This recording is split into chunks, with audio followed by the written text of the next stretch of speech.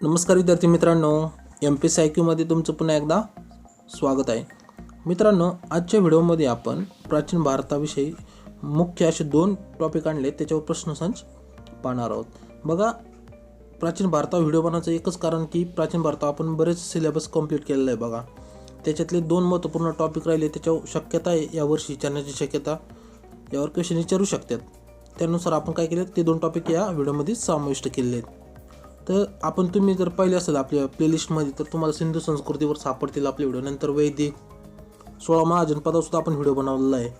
नंतर गुप्तावर सुद्धा बनवलेला आहे. तुम्ही जर ते व्हिडिओ पाहिले नसेल तर आपल्या जे प्राचीन भारताची प्लेलिस्ट आहे बघा, तिथून तुम्ही ते पाहू शकता. आजच्या व्हिडिओमध्ये आपण 2 मुख्य टॉपिक पाहणार आहोत, जे शक्यता आहे, जास्त प्रमाणात शक्यता आहे की यावर्षी ते क्वेश्चन विचारू शकतात. चालतं, सुरू करूया. बघा, पहिला क्वेश्चन आहे, राष्ट्रकूट वंशाची स्थापना कोणी केली? पर्याय बघा, पहिलं दंती दुर्ग, नंतर दुसरं कृष्ण प्रथम, तिसरं इंद्र द्वितीय, चौथं यापैकी नाही. बऱ्याच जणांना याचं उत्तर माहीत असेल कदाचित. तर याचं जे उत्तर आहे मित्रांनो, ते पहिल्या नंबरचं दंती दुर्ग. तर बघा कशी आपण त्याने स्थापना केली. तर जे दंती दुर्ग यांनी काय केलं, राष्ट्रकूटाची जे डायनेस्टी होती बघा, त्यांची ती स्थापना त्यांनी केलेली आहे. बघा, याची जी स्थापना झाली ती 8व्या शतकात झाली. तुम्हाला स्क्रीनवर दिसत असेल बघा, पॉईंट आहेत ते. तर 8व्या शतकात झाली. त्यांचा जो कार्यकाळ होता EC आफ्टर कृष्ण किती 753 ते 982 दरम्यान होता. हे साम्राज्य भारतीय उपखंडात दक्षिण, मध्य आणि काही अंश उत्तरेला जे माळवा प्रदेश आहे बघा तिथवर पसरलेलं होतं. तर राष्ट्रकूटात काही महत्त्वपूर्ण राजे होऊन गेले बघा. त्यापैकी त्याच्यातलं महत्त्वाचं म्हणजे अमोघ वर्ष. तर राष्ट्रकूटचा राजा जो अमोघ वर्ष होतं, यांनी काय केलं होतं, सर्वात जास्त जैन धर्माचा काय केला होता, यांनी प्रसार केला होता. नंतर अजिंठा विरुळलेणी बघा, हे कधी निर्माण झाले, याची सुरुवात जी झाली गुप्त काळात सुद्धा झाली होती. पण बऱ्याच अंशी ज्या अजिंठा विरुळलेणी याच्यातल्या काही लेण्या या राष्ट्रकूटांच्या काळात निर्माण झाले. एक हिंदू डायनेस्टी मानले जाईल. फक्त हिंदू नसून तर 3 जे धर्म होते, हिंदू, जैन आणि बौद्ध, ते 3 धर्माला ते मानणारे राष्ट्रकूटाचे हे राज्य होते. तर याच राष्ट्रकूटामधला एक कृष्ण प्रथम होता बघा, या वंशातील राजा. याने काय केलं होतं, एलोरा जे औरंगाबादमधील आहे बघा, इथे काय केलं, प्रसिद्ध शिवमंदिर बनवलं होतं. तुम्हाला स्क्रीनवर दिसत असेल बघा. तर हे शिवमंदिर राष्ट्रकूटांच्या काळातच बनवलं गेलं होतं. त्यानंतर 7वा पॉईंट बघा, याच्यातला प्रभावी राजा होता जो कोण, गोविंद राष्ट्रकूट हा सुद्धा होता. तर यांचं जे स्थान होतं, जे आपण म्हणतो ना हेडक्वार्टर किंवा जे राजधानी होती, ती कुठे होती, कर्नाटक. जे कर्नाटक भागातील त्यावेळी कर्नाटक प्रांतातील गुलबर्ग हे काय होतं ठिकाण, इथं स्क्रीनवर टिपका दिला आहे, तिथं ते त्यांचं मुख्य स्थान होतं. हे कुठं पसरलं होतं, तुम्हाला मगाशी सांगितलं, माळवा आणि दक्षिण केरळापर्यंत हे जवळजवळ पसरलं होतं. केरळापर्यंत जवळजवळ पसरलेलं होतं. राष्ट्रकूट हे हिंदू धर्म, जैन धर्म व बौद्ध धर्म या 3 धर्माचे काय होते, ते अनुयायी होते बघा. याच्यामध्ये भरपूर राजे होऊन गेले. कीर्तिवर्मा एक नावाचा एक राजा होऊन गेला. याचं सुद्धा काय या चालुक्यांचा जो राजा होता, कीर्तिवर्मा, तर याला त्यांनी काय केलं होतं, दंतीदुर्गाने हारून राष्ट्रकूटाची राज्याची स्थापना यांनी ही केली होती. नंतर कृष्ण, याच्यातले महत्त्वाचे पॉईंट म्हणजे कोणतं, तर कृष्ण प्रथम आहे बघा, 6वा नंबरचा पॉईंट. त्यांनी काय केलं होतं, एलोरा येथे शिवमंदिर तयार केलं होतं. हे क्वेश्चन आपल्याला विचारू शकतात. त्यानंतर कृष्ण द्वितीय सुद्धा यांच्यामध्येच गेला. त्यांनी काय केलं होतं, रामेश्वर येथे काय केलं होतं, एक विजयस्तंभ यांनी काय केलं होतं, स्थापना केली होती. आपल्याला एक क्वेश्चन विचारू शकतात.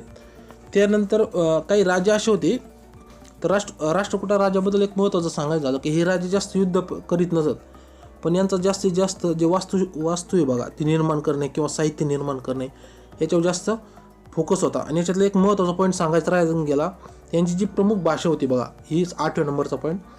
तर ही जी यांची प्रमुख जी भाषा होती ती कन्नड होती. तुम्हाला माहीतच आहे. त्यांनी काय कन्नड भाषेमध्ये एक साहित्य लिहिलं होतं बघा, ते कोणतं होतं, काव्यशास्त्र नावाचं. या विषयावर काय केलं होतं, त्यांनी पहिले ग्रंथ लिहिला होता किंवा साहित्य लिहिलं होतं. ते कोण लिहिलं होतं, अमोघ वर्षने. क्वेश्चन विचारू शकतात की काव्यशास्त्र नावाचं जे साहित्य आहे बघा, हे कोणी खालीपैकी कोणी लिहिलं होतं, तर राष्ट्रकूट राजा आहे अमोघ वर्ष यांनी लिहिलं होतं. नंतर एलोरा येथील जे लेणी आहेत काही शिवमंदिर, तर कोणी बांधलं होतं, तर कृष्ण प्रथम यांनी बांधलं होतं. असे क्वेश्चन आपल्याला विचारू शकतात. आणि यांची सत्ता जवळजवळ 200 वर्षापर्यंत टिकली होती. चला पुढच्या क्वेश्चनला सुरू करू.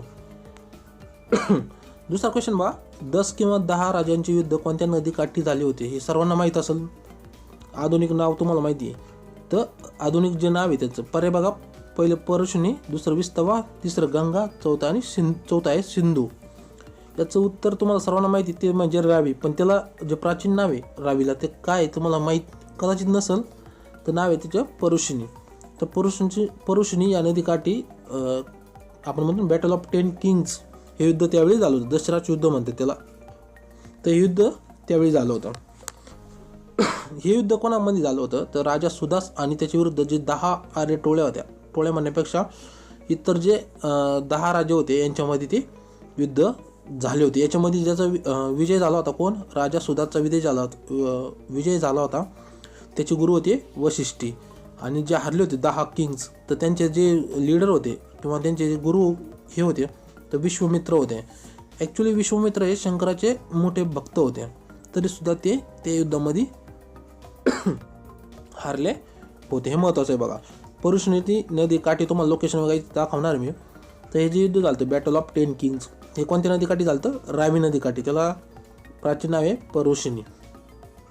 तर जे वशिष्ठी जे होतं विजय झाला होता राजा सुदासचा जो गुरु होता वशिष्ठी, तो वशिष्ठीसुद्धा जे राजा दशरथ आहे व राजा राम यांचेसुद्धा गुरु होते. कारण तिथून पुढंच जो वंश यायला लागला तो दशरथ व राजा राम यांचाच यायला लागला होता. हारलं कोण होतं? विश्वामित्र. ध्यानात ठेवा.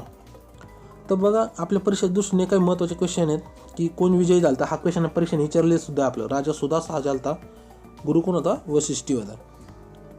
या युद्धाचा उल्लेख कुठं भेटतो? उरुगवेदमध्ये 7 जे 18वे हे बघा त्याला काय म्हणतात ते बघा तुम्ही. तर त्या याच्यामध्ये उल्लेख सापडतो. त्यांचा काळ आहे 1700 ते 1100 इसवी सन पूर्व काळामध्ये त्यांचा उल्लेख सापडतो. पण काही जण त्याला भाकीत मांडले जातात बघा. ह्या गोष्टी उरुग्वेदाच्या काही भाकीत मांडल्या जातात. पण तुम्ही जर बघितला आधुनिक काळात जर संशोधन झालं आहे बघा, उत्खनन वगैरे झालं आहे, तिथं कुऱ्हाडी किंवा ते सापडतात बघा. ते काळातील युद्धाचे म्हणण्यापेक्षा त्या काळातील त्या गोष्टी आहेत असे आता मान्यता प्राप्त होऊ लागली बघा. तर ते एक भाकीत नसून एक काय म्हणतो ना आपण ते सत्य आहे असं मानलं जातं. आता नंतर पुरुषणी नदीलाच आधुनिक नाव आहे रावी नदी आहे. आर्य टोळ्या गटामध्ये युद्ध झाले होते असा उल्लेख त्या पुस्तकामध्ये दिलेला आहे. त्यानंतर बघा तुम्हाला समोर चित्र दिसत बॅटल ऑफ 10 किंग्स हे अशा प्रकारचं युद्ध झालं होतं. एका साईडने 10 राजे होते, एक साईडने वशिष्ठी व सुदास नावाचा राजा हा उभा होता. तर असे 10 राजे विरुद्ध एक राजाचं युद्ध झालं होतं. तर ते कुठं झालं होतं तुम्हाला लोकेशन दाखवतो. तर बघा आपल्या उत्तर भारताचा मॅप आहे आणि हे जे सर्कल दाखवले बघा त्या सर्कलमध्ये मग स्क्रीनवर दिसत असेल. या सर्कलमध्ये बघा काही नद्या आहेत, झेलम, रावी, सतलज, चिनाब हे ज्या नद्या आहेत त्या खाली बघा सगळ्यात खाली रावी नदी तुम्हाला पुढे दाखवतो मी. बघा सतलज इथं नदी बघा, वर रावी नदी आहे. ॲक्च्युली रावी आत्ता ह्या ठिकाणी लोकेशनला सध्या आहे, पण ती इकडं वर होती. तर हे युद्ध ह्या ठिकाणी झालं होतं. त्याला दशराज युद्ध म्हणतात बॅटल ऑफ 10 किंग्स. तर क्वेश्चन आपल्याला विचारतं की बॅटल ऑफ 10 किंग्स कोणामध्ये झालं होतं? तर हे राजा सुदास व राजा सुदास व विश्वामित्र यांच्यामध्ये झालं होतं. लक्षात ठेवा. त्याला त्यांच्याबरोबर जे विश्वामित्र त्याला 10 राजा होते. तर ते 10 राजांची तुम्हाला नावे जर माहीत असेल तर ते कमेंट बॉक्समध्ये तसे सांगा. तर मित्रांनो अशा प्रकारे आपण 2 महत्त्वपूर्ण टॉपिकवर व्हिडिओ बनवला. तुम्हाला कसा वाटला व्हिडिओ नक्कीच कमेंट करून सांगा. व्हिडिओ जर आवडला तर व्हिडिओ लाईक करा, आपल्या चॅनलला सबस्क्राईब करा. तुम्हाला कोणत्या महत्त्वपूर्ण टॉपिकवर व्हिडिओ पाहिजे असेल तसेसुद्धा तुम्ही कमेंट करून सांगा. आपण त्याच्यावर चांगल्या प्रकारचे नोट्स आणून तुम्हाला ते पोच करू किंवा तुम्हाला त्याच्या व्हिडिओवर बनवून देऊ. तुम्हाला याची जी व्हिडिओ पाहिजे असेल तर तशी कमेंट करून सांगा किंवा नाही कमेंट करून सांगा तर मी ती टेलिग्रामवर तुम्हाला शेअर करेन. थँक्यू.